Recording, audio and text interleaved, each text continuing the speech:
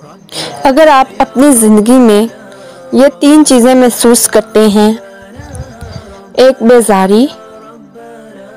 बेजार हो चुके हैं ज़िंदगी से, लाइफ में मज़ा नहीं आ रहा किसी किस्म का, किसी चीज़ में दिल नहीं लग रहा, किसी चीज़ में इंटरेस्ट नहीं हो रहा। दूसरा, इबादत में सुस्ती, नमाज में सुस्ती, कुरान पाक की तिलावत में सुस्ती, जैसे नमाज पढ़नी शुरू की अब्बासी आना शुरू हो गई, अल्लाह के जिक्र में सुस्ती। और तीसरी चीज़, रिज़्क में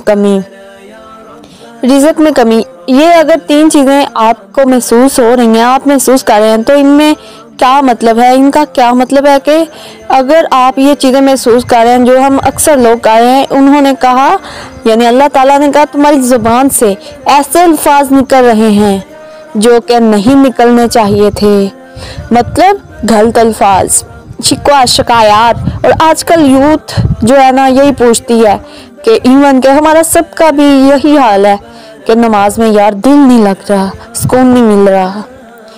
दूसरी बात, बेजारी है लाइफ में, क्यों? कुछ करने का दिल नहीं चाह रहा, किसी पर इंटरेस्ट नहीं हो रहा। और तीसरी बात, रिज़्क कम से कम होता जा रहा है। लोग इस बेजारी से उकता गए हैं, क्यों? क्योंकि वो अल्लाह ताला का जिक्र अज़कार नहीं करते, अपनी ज़ुबान से गलत कलमात अदा करते रहते हैं। पता नहीं हम क्या बोल रहे हैं, किसी को हर्ट हुआ, क्या हुआ, किसी से शिकवा शिकायत, अल्लाह ताला से शिकवा शिकायत करी जा रहे हैं। पता नहीं कि अपनी ज़ुबान पे कंट्रोल ही नहीं है, हम क्या बोली जा रहे हैं। इसलिए आजकल हमारी लाइफ में ये बोरिंग रूटीन शुरू हो गई है। इसलिए अपनी ज़ुबान से ऐसे कलमात निकालें, शुक्र के कलमात निकालें, अल्लाह ताला भी खुश हो और उसके बंदे भी।